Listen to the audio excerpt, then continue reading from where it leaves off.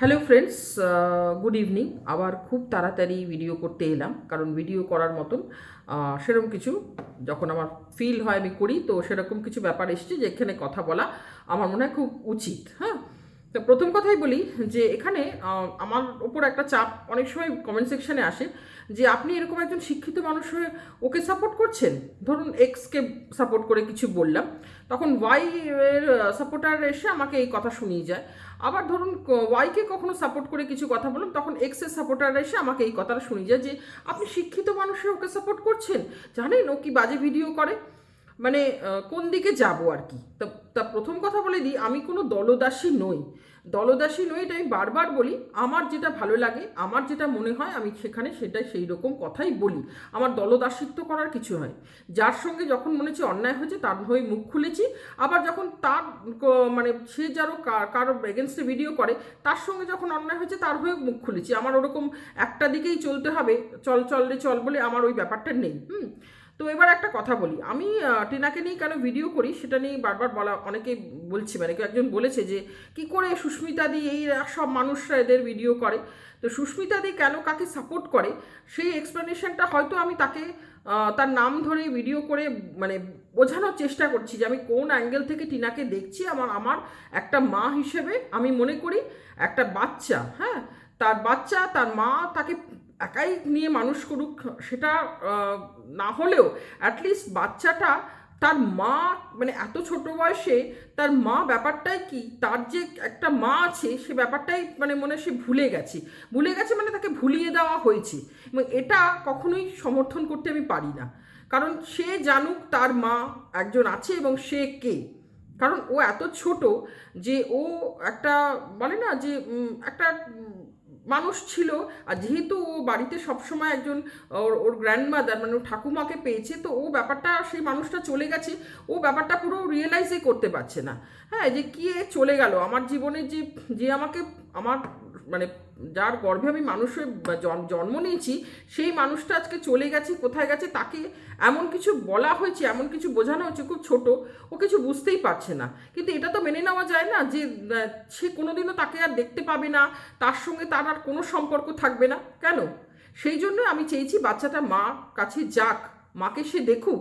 কারণ আজকে ছোটোবেলায় সে কিছু বুঝতে পারছে না, আজকে কালকেই একটা বড় স্কুলে যখন যাবে, তার কিন্তু আস্তে আস্তে যখনই ম্যাচুরিটি আসবে ও সেটা বুঝতে পারবে এই ঠাকুমা আমার মা নয়, আমার মা বলে সে ব্যাপারটা কি। তখনই সে প্রশ্নগুলো তার মনের মধ্যে আসবে যে আমার মাটা কোথায় গেল। এখন জানি না, মানে তার মানে একজন এসে বলেছিল তার ভাই, মানে তার মানে আমি পরিষ্কার বলছি, সৌমালি এসে যে কথাটা আমাদের বলেছে, যে ওর মুখ থেকে শুনেছে যে ওর মাকে ওরা শিখিয়েছে কিছু একটা, তো সেটা আমি কমপ্লিটলি যে 100% টিক দিতে পারি না, যদিও এত বড় ব্লগার মিথ্যা কথা বলবে সেটা ভাবা যায় না। তবুও আমি এটাকে 100% টিক দিতে পারছি না, এই কারণেই যে সৌমালি কিন্তু আমাদের কোনো ভিডিও দেখাতে পারিনি। হ্যাঁ, যে এই সময় ও মুখ থেকে ওরকম কিছু বলছে, আসলে মানে সবাই তো সবসময় ওই রকম প্রস্তুতি নিয়ে থাকে না। আর ও কন্ট্রোভার্সি ক্রিয়েটার নয় যে সঙ্গে সঙ্গে দাঁড়া দাঁড়া ক্যামেরাটা অন করে প্রুফটা রেখে দিই। তো জেনারেল একটা শুনেছে বলেছে, হ্যাঁ, আমি ও মিথ্যা কথা বলবে এটা আমি ভাবতেও পারি না। তবু যেহেতু প্রুফ নিয়ে 100% শিওর করে আমিও কথাটা এখানে এস্টাবলিশ করতে পারি না। এবার কথা হলো যে আমি আমার মতন করে তাকে সাপোর্ট করছি। হ্যাঁ, এবার কতগুলো কথা বলি। আমাকে যে রিম্পা খুব বলছে যে সুস্মিতা দি তুমি শিক্ষিত মানুষ হয়ে কাকি করে ওকে এরকম বলো। যা তা রিম্পা শিক্ষিত বোধহয় তুমি আমি আমরা সবাই। হ্যাঁ, হয়তো আমার একটু ডিগ্রি বেশি আছে, তোমার হয়তো একটু ডিগ্রি মানে ওই কাগজের ওই সার্টিফিকেটগুলো হয়তো তোমার একটু কম আছে। হ্যাঁ, আমার মা কিন্তু আমার মতন মাস্টার্স ডিগ্রি, বিএড, এমফিল এসব করেননি, কিন্তু আমার মা আমার থেকে আমি অনেক জায়গায় অনেক বেশি শিক্ষিত তাকে মনে করি। যাই হোক, তো সেটা বড় কথা নয়। কিন্তু তুমি আজকে যদি আমি তোমাকে প্রশ্নটা করি যে তুমি যেভাবে সাপোর্ট করে ভিডিও করো, সেখানে তোমরা কি কখনো নিউট্রাল কথা বলো? একটা মার সামনে হ্যাঁ, তার বাচ্চার সামনে সেই বাচ্চাটা কিছু বোঝে না, কেক কেটে সেলিব্রেশন হচ্ছে কি না তার মানে জীবন থেকে তার স্ত্রী মুক্তি হয়েছে, 1 বছর হলো সে সেলিব্রেট করছে, ওই বাচ্চাটার সামনে যে বাচ্চাটার কাছে কেক একটা জাস্ট হ্যাপি বার্থডে জিনিস, একটা মজার জিনিস, সে জানছেও না, সে বুঝতেও পারছে না যে কী কারণে এই কেক কাটা, কী কারণে। ওই বাচ্চাটা যদি আজকে 18 বছর বয়সে ওই জিনিসটা হতো, আমরা বলতাম ঠিক আছে বাচ্চাটাও বুঝে গেছে, তার মা গেছে, সে বাজে মা, সে চলে গেছে। কিন্তু একটা শিশু, অবোধ শিশু, তার সামনে ওই সেলিব্রেশনটা হয়েছে, কোন মুখটা তোমরা খুলেছিলে যে এই ব্যাপারটা অন্তত ঠিক হয়নি? সমস্ত দায়ভারটা আমাদের থাকে না? আমরা শিক্ষিত মানুষ, আমরা কেন মানে কে মিথ্যা বলছে সেইটাকে নিয়ে আমরা কেন তাকে সাপোর্ট করি? আর ওই যেটা নিয়ে তোলপাড় হচ্ছে ক্লিকবেট কে না খেলে, আমি অনেক ব্লগারদের দেখছি যাদের টিনার ওই ভিউজটুকুই ওর সম্বল, ওর কেস, ওর জীবন চালানো সব কিছু, তাদের কিন্তু মানে এই ভিডিও করে জীবন চালাতে হয় না। বর হাজবেন্ড ভালো আইটি কোম্পানিতে চাকরি করে, বিশাল ফ্ল্যাট, মানে পুনার মতন জায়গায় ফ্ল্যাট আছে, আছে, গাড়ি আছে, বিশাল মানে হাইফাই ব্যাপার, তারাও ক্লিকবেট খেলে ভিডিওতে। হ্যাঁ, কমেন্ট সেকশনে হয়তো কিছু ভিউয়ার্স বিরক্ত হয় যে তুমি এমন টাইটেল দিলে মনে হলো এইটা, কিন্তু আসলে ভিডিওতে দেখছি এটা। ক্লিকবেট কে না খেলে? আর তোমরা কন্ট্রোভার্সি ক্রিয়েটাররা ক্লিকবেট খেলো না ক্লিকবেট। এবার আমি একটু সুতপাকে বলবো। সুতপা কালকে খুব টিনাকে ঝেড়ে একটা ভিডিও করেছে। হ্যাঁ, সেটা মানে এটাকে আমি খুব নিউট্রাল বলবো না, ও মানে অন্য কিছু নিয়ে বলো, অনেক কিছু টিনার ভিডিওতে, আমি সেগুলোতে আসছি। কিন্তু তুমি যেটা ক্লিকবেট নিয়ে বললে, তুমি নিজেই তো দিনরাত ক্লিকবেট খেলো, নিজে ক্লিকবেট খেলো সুতপা। তুমি বলেছো কি মন্দিরে আমার কি বুকে জড়িয়ে ধরে পিঠে ছুরি মেরেছে, এই আজকে না ভিডিওটার বিষয়বস্তু কি তাই ছিল? তা তো নয়। তুমি ওটা ক্লিকবেট খেলেছো। তুমি দিনরাত ক্লিকবেট খেলো, দুদিন ছাড়া তুমি বলো আমি কন্ট্রোভার্সি ছেড়ে দিচ্ছি, আমি এবার রোস্টিং ভিডিও করব, আমি আর এরকম নাইটি পরে আসবো না, এরকম জামা পরবো, এই করে সাজবো। তারপরে কোথায় সেসব? হুলুস্থুল পড়ে গেল পুরো ওয়াইটি জুড়ে যে তুমি কন্ট্রোভার্সি ছেড়ে দিচ্ছ। তুমি কি তারপরে কন্ট্রোভার্সিটা সরাসরি ছেড়েছো, নাকি ওটা তোমার একটা ওই ক্লিক বেল্টের মতন একটা চমক ছিল, কিছু ভিউজ কামানোর জন্য একটা চমক ছিল? এই যে দেখছো তো রিম্পা, যেটা সত্যি কথা সেটা বলতে আমি ভয় পাই না, ও করেছে এই জিনিসটা। আজকে টিনাকে একদম মানে ওপর থেকে নিচ অব্দিও ছাড়ছে যে ভিউয়ার্সদের হতাশ করেছে। তুমি তোমার ভিউয়ার্সদের হতাশ করোনি যে আমি কন্ট্রোভার্সি ছেড়ে দিয়েছি বলে তোমার ভিউয়ার্সরা হতাশ হয়েছে? তাহলে টিনার ভিউয়ার্সরা হতাশ হচ্ছে, তা সেটাতে অসুবিধা কোথায় আছে? টিনার তো ভিউজটুকু কামাতেই হবে। এবার কাম টু দ্য পয়েন্ট, টিনার অনেক ভিডিওর অনেক কিছু আমি পছন্দ করি না। আমিও মেয়েটাকে তার একটা সে যে উদ্দেশ্য নিয়ে আসছে, সে যে জিনিসটার জন্য আমি বলেই দিয়েছি, লঘুভাবে গুরুদণ্ড ওর অনেক হয়েছে, ওর হয়তো কিছু ভুল হয়েছিল, কিন্তু যেভাবে ওকে সোশ্যাল মিডিয়াতে করা হয়েছে সেটা আমার ভালো লাগেনি, আমি তাই জন্য ওর পাশে আছি। কিন্তু টিনার ভিডিওতে কি কোনো কিছু, টিনার ভিডিও কি আমি খুব আনন্দ করে দেখি? তোমাদের কি মনে হয়? টিনার ভিডিও আমি ভীষণ আনন্দ করে দেখি যে বাহ, টিনার ভিডিওটা দেখলাম আমার মুড একদম ফ্রেশ হয়ে গেল? কখনোই নয়। টিনাকে আমি নিজে কমেন্টস করেছি সেদিন যে তুমি কেন ফ্ল্যাটে থাকছো না, কেন? ও যদি ফ্ল্যাট থেকে ভিডিও করে, আমার ভিডিওটা আমার মানে কি আই প্লেজার দেবে, একটা আই প্লেজারেরও তো ব্যাপার আছে। ভিডিও দেখবো ভাই, আমার ভালো লাগে, ভালো সুন্দর ঘর বাড়ি সাজানো গোজানো, ঘর বাড়ি সুন্দর একটা পরিবেশ, ঝকঝকে তকতকে, আমার দেখতে ভালো লাগে। সুতরাং আমি একটা ব্লগ, সেরকম ব্লগ দেখলে আমার একটা হ্যাপিনেস আসবে, যেটা তার ননদের ব্লগ থেকে আমি পাই। তার ননদের সাজানো গোজানো বাড়িঘর আমার ভালো লাগে দেখতে, তার সে রান্না করছে সরঞ্জামগুলো দেখতে ভালো লাগে, তার কুকিং মানে যে ইউটেন্সিলসগুলো দেখতে ভালো লাগে, তার পুরো বাড়িটা আমার দেখতে ভালো লাগে। টিনার ব্লগে কেন বলবো টিনার ব্লগ সব কিছু আমার ভালো লাগে? টিনা জন্মাষ্টমীর দিন ওটা তুমি কি ব্লগ দিয়েছো? একটা জন্মাষ্টমীর দিনে চুল কাটার ব্লগ? জন্মাষ্টমীর দিনে কেউ চুল কাটা? আমি আসলে কি বলতো, লোকে ভাবে আজকে হঠাৎ কেন। আমি কন্ট্রোভার্সি ভিডিও যদি রেগুলার করি না, তোমাদের থেকে অনেক আগে বোধহয় অনেক এগিয়ে যেতাম, কারণ আমি যেরকম পয়েন্টগুলো আসে, আমি অনেক পয়েন্ট অন্য কন্ট্রোভার্সি ক্রিয়েটারদের ধরিয়ে দিয়েছি কমেন্ট সেকশনে গিয়ে। এটা তোমার কি ব্লগ? জন্মাষ্টমীর দিনে, হ্যাঁ, আমিও খুব একটা আহামরি করে জন্মাষ্টমী করি না, আমি সব কিছুই, আমার মা বিশাল করে সব পুজো করতো, তো আমাদের বলেছিল তোরা পারবি না, তো যতটুকু পারি ঠাকুরকে দিই। হ্যাঁ, কিন্তু এত ভালো লাগছে, এত ব্লগার, তাদের তো খুব বেশি বয়সও নয়। হ্যাঁ, আজকাল আমি দেখলাম যে ভালো আমাদের ট্র্যাডিশনটা বোধহয় এইভাবেই সোশ্যাল মিডিয়ার এদের দেখে তো আরও মানে এরা তো অনেক পরের জেনারেশন, ধরো আমাদের মা কাকিমাদের জেনারেশনে তো নয়, এত সুন্দর করে ঠাকুরকে সাজাচ্ছে, ভোগ দিচ্ছে, সেই তালের বড় আমার মা যখন করতো, এইসব তোমরাই করবে, এরপরে পরের জেনারেশন আর কেউ তালের বড়া বসে বসে তাল ঘষে করবে না, কিন্তু দেখো ঠিক ট্র্যাডিশনটা বজায় থাকছে। হয়তো তারা ভিডিওর একটা কন্টেন্ট হিসেবে করছে, কিন্তু জিনিসটাকে তো প্রচলিত করছে। ওই দেখে আমারও মনে হচ্ছে একটু তালের বড়া করি। তো এই যে জিনিসটা তালের বড়া করছে, তারা সুন্দর করে ঠাকুরকে সাজাচ্ছে, দেখতে ভালো লাগছে। হ্যাঁ, হতে পারে তুমি আহামরি না সাজালে, তোমার ননদের মতো ডেকোরেশন না করতে পারলে, অত ভোগ না দিতে পারলে, কিন্তু সিম্পল একটা বাড়িতে জন্মাষ্টমী একটা মন্দিরে তুমি যেতে পারতে। সেদিনকে তোমার চুল কাটতে যেতে হলো? চুল কাটার আর দিন ছিল না? তোমরা বেড়াতে যাবে না কি কোথায় যাবে, তার জন্য তো এখনো হাতে অনেক দিন আছে, বা আগেও করে নিতে পারতে, তার জন্য সেদিনটাতেই তোমার চুল কাটতে হলো কেন? কি কি রিম্পা, আমি বলি না, আমি বলতে চাই, আমি তোমাদের মতো রেগুলারলি আসি না, কিন্তু যেটা খারাপ দেখি সেটা বলার মতন বললাম তো, দলদাসিত হয়ে থাকি না। ওকে সাপোর্ট করলেও ওর এই কথাগুলো বলবোই তো, যে এইটা তোমার ভিডিও করতে হলো, তোমাকে সেদিন ওই কন্টেন্ট দিতে হলো, তুমি ফ্ল্যাটটা কেন নিলে, কেন থাকছো না? আমি খুব তোমার ফ্ল্যাট থেকে ভিডিও দেখবো বলে আমরা আশা করেছিলাম, তো কেন হলো না? আর এবার রুনাকে আমি একটু কিছু কথা বলতে চাই। রুনা কালকে বলেছে যে ও ক্লিক বেট এরকম, সেটা আমি আমারও ভালো লাগেনি। ফার্স্ট অফ অল রুনা কিছু মনে করো না, ক্লিক বেটটা আমি হয়তো বললাম যে পয়সার জন্য ওরকম ক্লিক বেট সবাই দেয়, কিন্তু ভালো লাগেনি। কেন জানো, ও যখন অন্য কিছু ক্লিক বেট দেয়, ধরো ওই ফ্ল্যাটে আমি ছেড়ে দেবো, এগুলো একরকম, কিন্তু ওর ছেলের ব্যাপারটা না, এখানে ভিউয়ার্সরা ভীষণ ইমোশনালি অ্যাটাচড হয়ে আছে ওর ছেলেকে নিয়ে, যে ওর ছেলেটাকে আমি কিন্তু ক্রিয়েটার তোমাদের মতো নই, তোমাদের মতো কন্ট্রোভার্সি ক্রিয়েটার নই, আমি একজন ভিউয়ার্সই। হ্যাঁ, তো আমরা সবাই অ্যাটাচড হয়ে আছি ওই ছেলেটার ব্যাপারটা নেই, যে তার কবে শুরু হওয়া হবে কি হবে। এবার তুমি বলছো আপনারা অধৈর্য হচ্ছেন কেন, আপনারা এই হচ্ছেন কেন? অধৈর্য আমরা হচ্ছি না, তোমরা এমনভাবে ভিডিওস এনেছো যে এই বোধহয় চলে এলো। আমি একদিন তোমাকে রাগ করে গিয়ে কমেন্ট সেকশন, তোমরা আগে থেকে তো লাফালাফি করো এই ল বেড়ে গেছে, এই তো এই আইন হয়েছে, এই কালকেই বোধহয় চলে আসবে। এখন আমি বুঝে গেছি, এখন আমি অত বোকাও তো নই, এখন ও ক্লিক বেট খেলুক যাই খেলুক, যাদের বুদ্ধি আছে, আমি ওই ওটা দেখেই বুঝেছি এটা ওর ছেলে হবে না, কিছু একটা ভেতরে অন্য কিছু আছে।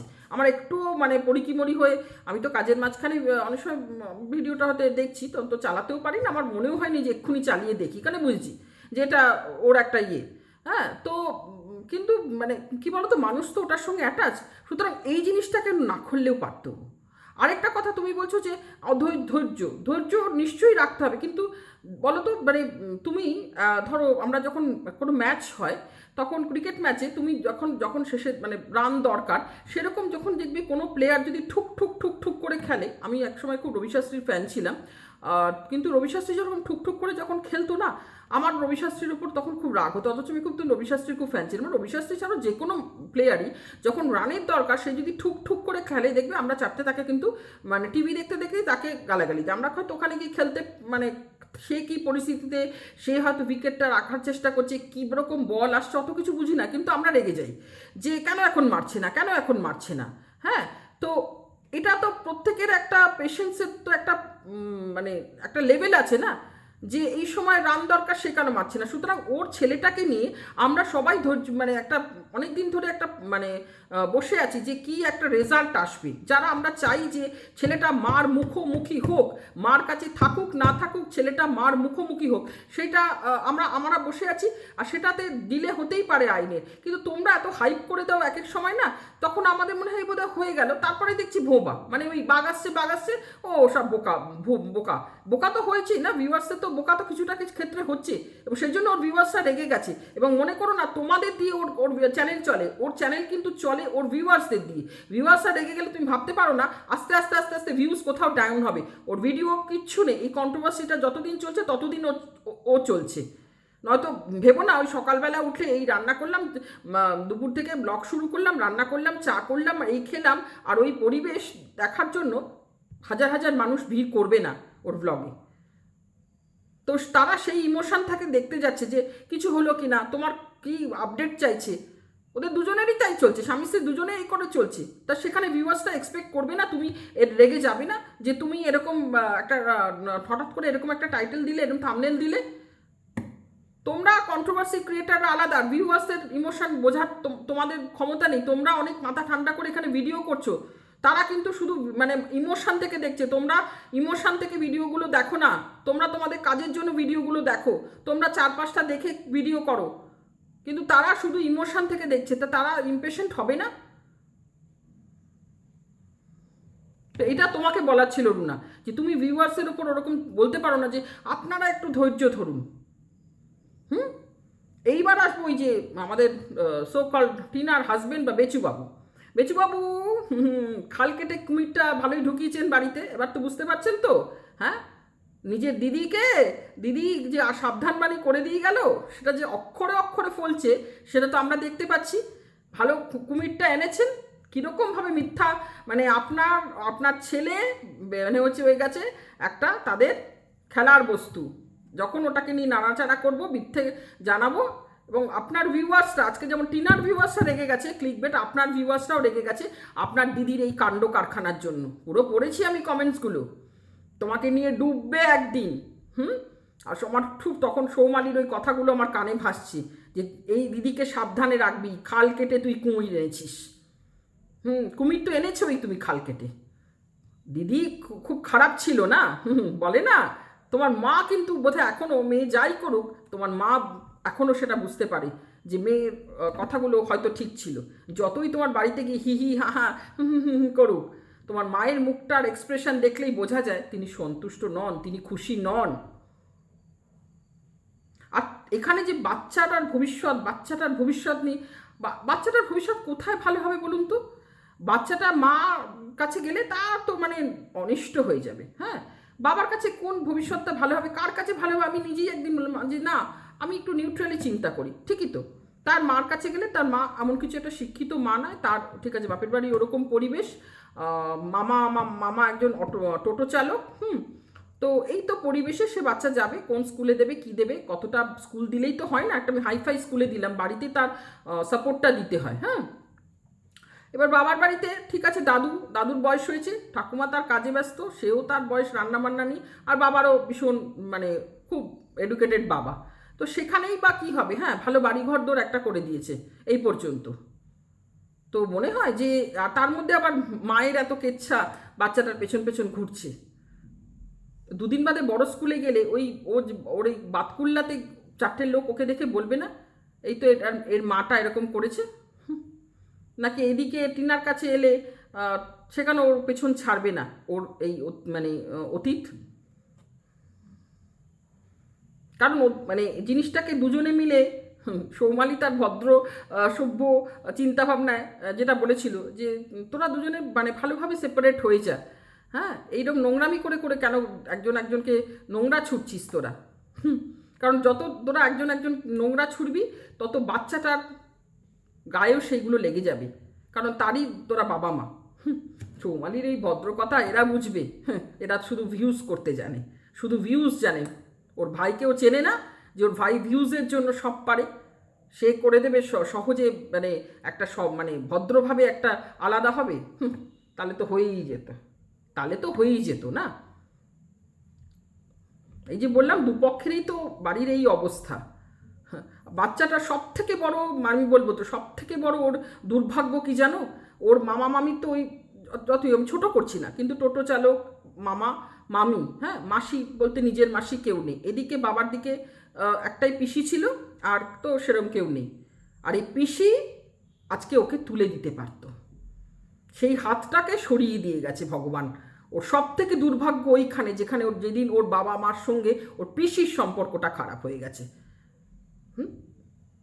আজকে ব্যাঙ্গালোরের মতন জায়গায় ওকে যদি কোনোভাবে এডুকেশনের কোনো ইয়েতে মানে নিয়ে যেত, কোনোভাবে পিসি ওর টেক কেয়ার করতো, এই অশান্তির পর ওকে নিয়ে যেত, ওর সমস্ত এইখানকার যত ঝামেলা চলে যেত। আজকে বলা যায় না মিঠুন কি করতো, সৌমালি কি করতো, ওকে নিয়ে কি ওরা পরিকল্পনা করতো যে ব্যাঙ্গালোর নিয়ে গিয়ে কোনো ভালো স্কুলে ভর্তি করে দিয়ে ওকে একটা অত ভালো ওদের বাড়ি আছে, তাহলে ওর এখানকার যত রকম ঝামেলা ওর চলে যাবে, যত দূরে চলে যাবে মানুষ, তত পেছনের এই মানে নানা রকম কেচ্ছা কেলেঙ্কারিগুলো দূরে সরে যাবে। কিন্তু সেখানে কোনো উপায় নেই। কৃষাণুর সব থেকে দুর্ভাগ্য তার পিসি, তার সঙ্গে তার বাবা মার সঙ্গে সম্পর্ক নেই। ওই মেয়েটা করে দিতে পারতো ওর ভবিষ্যৎ। কালকে যদি ফিরে আসে কোনো কারণে, সন্দীপ যদি পায়ে ধরে ওই দিদিটাকে মানাতে পারে না কোনো দিন, সেদিন কৃষাণুর সব ঠিক হয়ে যাবে। আমি কেন বলবো যে টিনার কাছে গেলে ও খুব সুন্দর ভবিষ্যৎ হবে? টিনার কাছে গেলেও হবে না, বাপের কাছেও হবে না। ও যেখানে হতে পারতো সেই রাস্তাটা বন্ধ, এটাই হচ্ছে ফ্যাক্ট।